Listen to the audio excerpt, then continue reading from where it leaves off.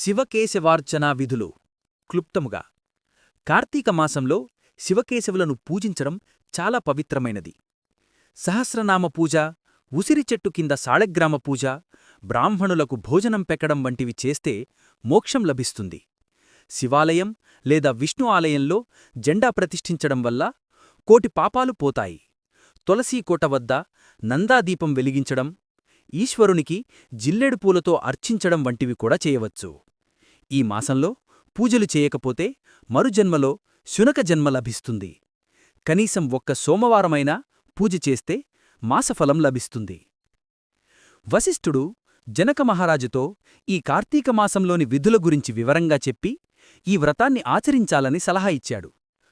కార్తీక పురాణం 7వ అధ్యాయమునందు ఈ క్రింది విధముగా శివకేశవార్చనా విధులో వశిష్ఠులు వారు జనకునికింకను ఇట్లు బోధించిరి.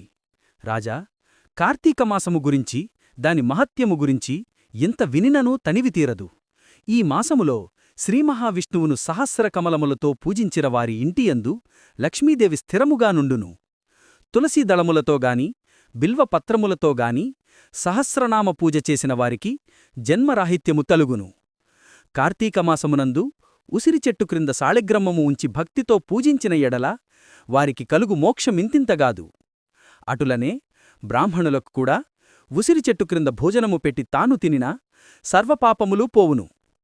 ఈ విధముగా కార్తీక స్నానములు, దీపారాధనలు చెయ్యలేనివారు ఉదయం సాయంకాలం ఏ గుడికైననూ వెళ్ళి భక్తితో సాష్టాంగ నమస్కారములైననూ చేసిన ఎడల వారి పాపములు నశించును. సంపత్తి కలవారు శివకేశవుల ఆలయములకు వెళ్లి భక్తితో దేవతార్చన, హూమాదులు, దానధర్మములు చేసినచో అశ్వమేధము చేసినంత ఫలము దక్కుటయే కాక వారి పితృదేవతలకు కూడా వైకుంఠప్రాప్తి కలుగును. శివాలయమున కాని విష్ణువాలయమున గాని జెండా ప్రతిష్ఠించినచో యమకింకరులు దగ్గరకు రాలేరు సరికదా. పెనుగాలికి ధూళిరాసులెగిరిపోయినట్లే కోటి పాపములైనను పటాపంచలైపోవును. ఈ కార్తీక మాసములో తులసీకోట వద్ద ఆవుపేడతో అలికి వరిపిండితో శంఖుచక్ర ఆకారముల ముగ్గులు పెట్టి నువ్వులు ధాన్యము పోసి వానిపై ప్రమిదనుంచి నిండా నువ్వులు నూనె పోసి వత్తిని వేసి వెలిగించవలెను.